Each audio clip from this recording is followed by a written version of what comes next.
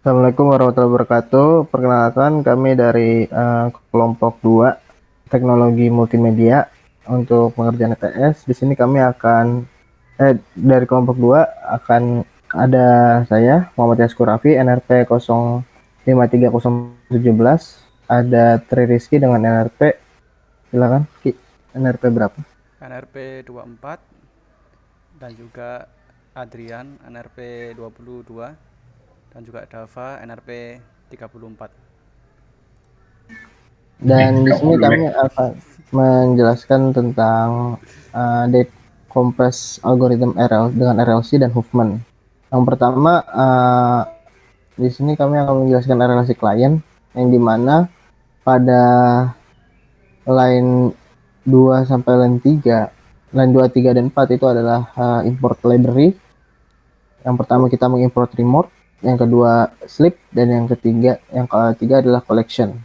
Uh, Untuk hostnya kita menggunakan IP 192.168.2271 dan port 444. Selanjutnya pada line 9 kita meremote dengan memasukkan host dan port tersebut, lalu membuat variabel string kosong bernama message dan method.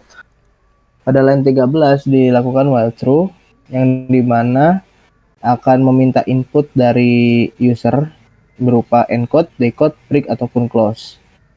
Nah, selanjutnya ada if else. Jika metodenya sama dengan break atau close, maka remote akan mengirim line berupa method yang di encode.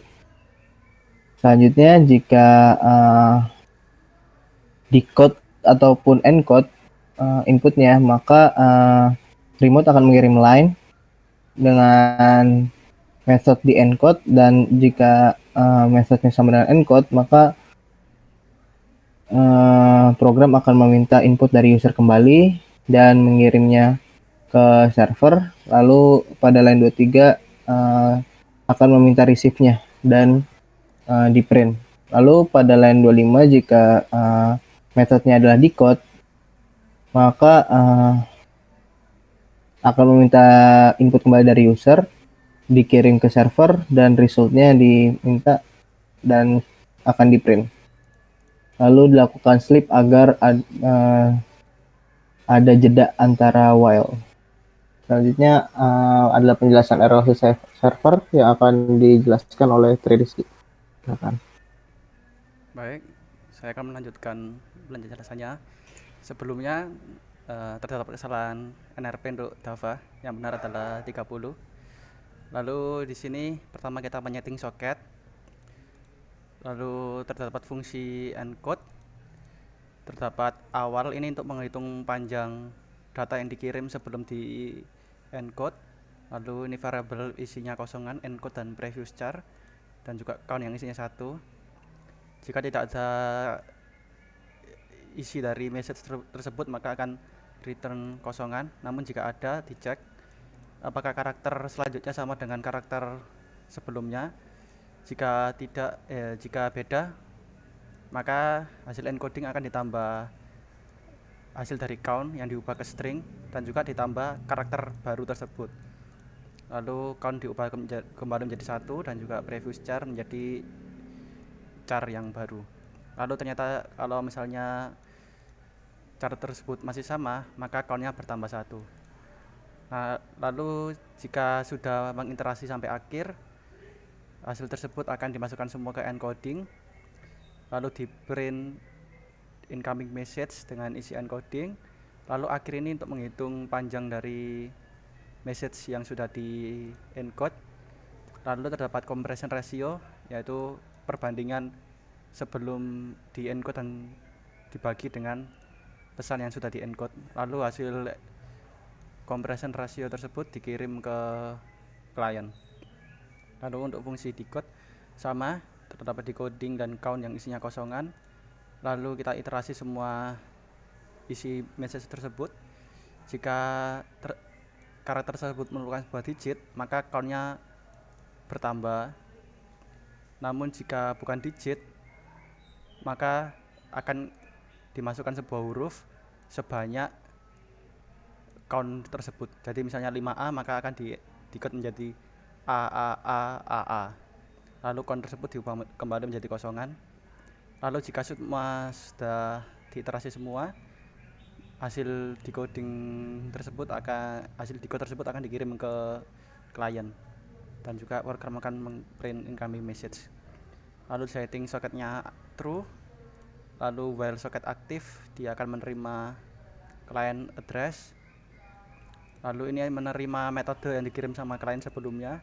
Jika break atau close, jika break dia akan memutuskan koneksi dari klien namun masih bisa menerima koneksi dari klien lainnya. Namun jika pilihannya adalah close, maka soketnya di false atau di nonaktifkan, maka program server dan klien akan berhenti dua-duanya. Namun jika tidak break atau close, maka akan menggunakan encode atau decode sesuai metode yang dikirim oleh klien. Lalu jika selesai, client close dan juga mengprint closing connection from address.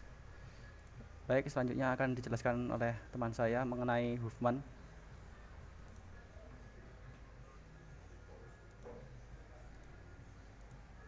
Itu RLC mau dicoba dulu atau?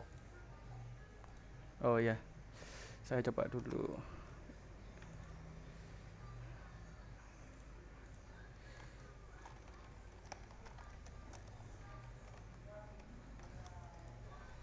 Pertama kita jalankan servernya, lalu klien.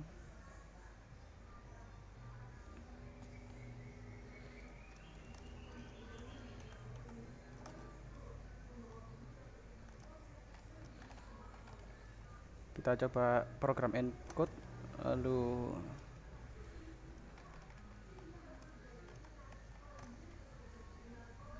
terdapat hasil encoding dan juga compression ratio. Lalu kita decode pesan sebelumnya, hasilnya sama. Lalu kita close untuk menyelesaikan semua program. Baik, selanjutnya bisa dilanjutkan. Baik, terima kasih Mas Rizky. Sini saya Dava akan menjelaskan tentang algoritma Huffman, terutama di bagian server dan juga kliennya. Ya, mungkin yang pertama itu servernya dulu. Jadi seperti sebelumnya, kita perlu menginisialisasi koneksi antara server dan klien. Yang pertama kita menyiapkan servernya dulu dengan bawahnya dulu Ki. Yang ini menyiapkan host dan portnya. Lalu kita memulai atau menginisialisasi koneksinya, dan selama koneksinya berjalan atau aktif, maka server akan menunggu sambungan dari klien serta menunggu pesan yang akan dikirimkan oleh user lewat klien. Mungkin langsung kalau misalnya mendapatkan kiriman dari klien, maka akan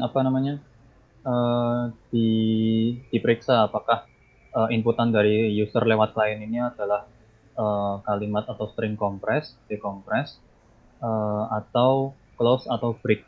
Nah, apabila melakukan compress atau decompress itu, maka nanti akan dilanjutkan ke metode yang dituju, yaitu compress atau decompress. Namun apabila dimasukkan selain itu, misalnya close atau break, maka akan menutup entah hanya kliennya saja apabila menggunakan break, atau klien dan servernya ditutup apabila menggunakan close. Untuk kompresnya sendiri itu ya nanti di klien itu nanti akan menunggu masukan juga dari user, ya. Nah, ini setelah menginisialisasi atau memulai koneksinya itu akan menerima inputan dari user, dan apabila user memasukkan kompres, itu nanti akan klien akan meminta file dari user dan user akan memberikannya. Lalu file tersebut akan dikirimkan lagi ke server untuk selanjutnya akan diolah. Mungkin bisa kembali ke server dulu. Nah, setelah server tadi menerima file, akan di-encode menggunakan beberapa kelas yang ada di dalam file Huffman tree yang nanti selanjutnya akan dijelaskan oleh teman saya untuk lebih jelasnya. Dan setelah dilakukan beberapa fungsi atau metode seperti encode, lalu ada getTree, lalu ada open juga, dan beberapa fungsi-fungsi lainnya, hasil dari file yang telah diolah tadi itu nantinya akan berupa file baru yang ukurannya itu lebih kecil dan juga ditambah data atau informasi penting seperti tree hasil dari kompresi Huffman-nya itu. Nah, hasil dari file tersebut atau file hasil itu akan dikirimkan atau dihasilkan sesuai dengan nama yang dimasukkan oleh user sebelumnya. Untuk decompress hampir sama. Jadi dari klien dulu itu nanti user itu memasukkan nama file yang ingin di decompress, lalu nama file yang ingin diberikan untuk hasil filenya yang akan file jadinya nanti. Lalu file tersebut akan dikirimkan ke server kembali, yang nantinya akan diolah di server. Nah, diolah di server menggunakan beberapa fungsi atau metode yang ada di file Huffman juga, seperti kompres tadi, yang mana ada beberapa seperti ada receive file, ada Huffman tree, ada decode, dan sebagainya. Nah, nanti hasil dari pengolahan tersebut itu adalah sebuah file baru yang ID-nya atau datanya itu sama dengan file mentahan atau file awal tadi yang sebelum dikompres. Tapi filenya berbeda, file baru dengan ukuran yang harusnya sama dengan file awal juga. Dan selanjutnya kalau misalnya break atau close itu seperti yang tadi sudah dijelaskan akan menutup entah hanya kliennya saja ataupun client dan server. Ya, mungkin bisa dilanjut ke teman saya untuk Huffman-nya. Ya, saya Adrian, melanjutkan untuk Huffman. Jadi pertama ada kelas node untuk membuat node dari tree dan membuat metode isLeaf untuk menentukan apa node tersebut leaf apa tidak. Lalu kelas yang selanjutnya ada priority queue. Untuk algoritma Huffman sendiri membutuhkan priority queue untuk menentukan jumlah frekuensi kemunculan karakter yang terkecil. Dan ada beberapa metode yang umum di priority queue seperti push, memasukkan elemen baru, dan juga pop untuk mengambil elemen paling depan. Dan juga untuk di print priority queue-nya. Selanjutnya, di Huffman tree sendiri menginisialisasinya ada root, yaitu tree yang akan digunakan untuk encoding, lalu priority queue, plain text-nya, map untuk menyimpan hasil encodingnya, dan encoded hasil encoding menggunakan map tersebut. Lalu fungsi berikutnya adalah encode. Pertama, menghitung jumlah frekuensi kemunculan setiap karakter pada plain text, lalu dimasukkan ke dalam priority queue. Dan untuk membuat tree-nya, selama size priority queue-nya masih lebih besar dari 1, maka akan di-pop terus yang paling kecil dan akan membuat node baru dan dimasukkan ke priority queue lagi.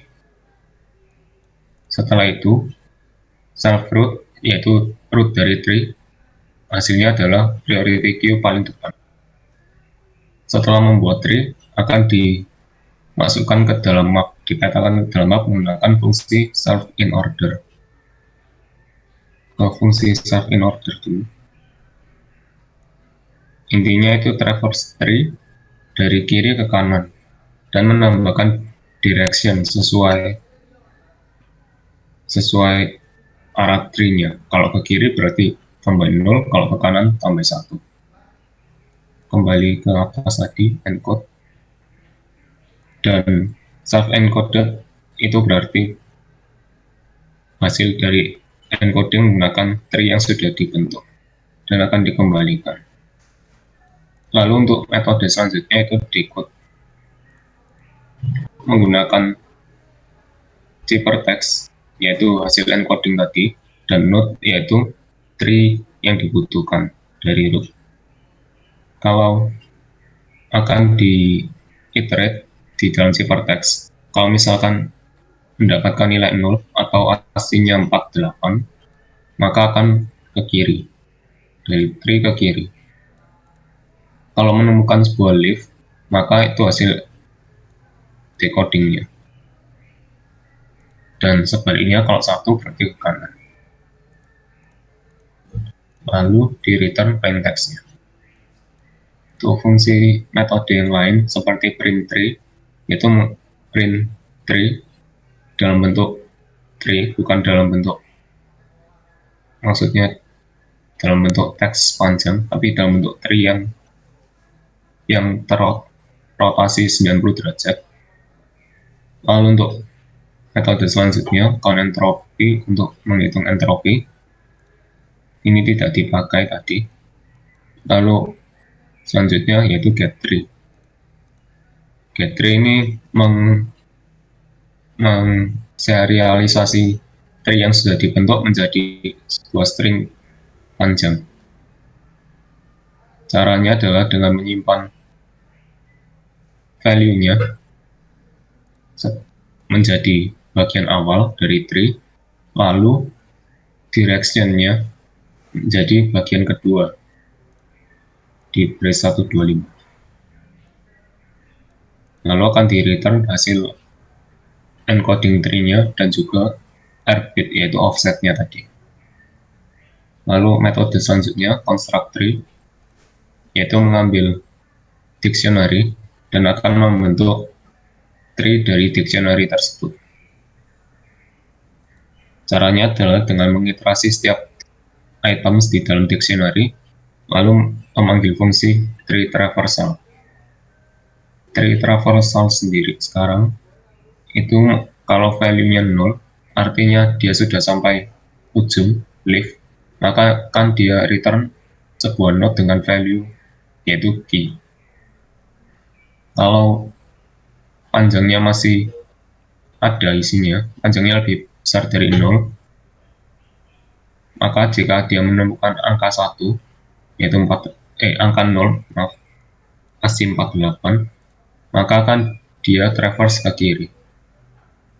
Kalau angka 1, dia traverse-nya ke kanan.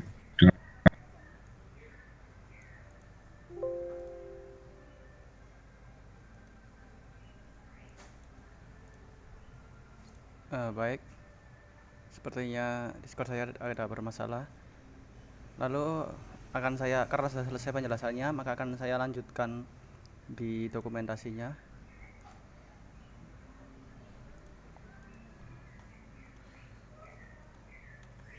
Pertama kita jalankan movement server, lalu kita jalankan movement kliennya.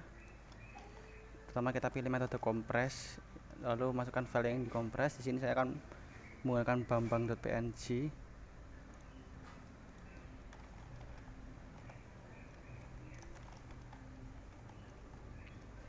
Lalu targetnya baru.png.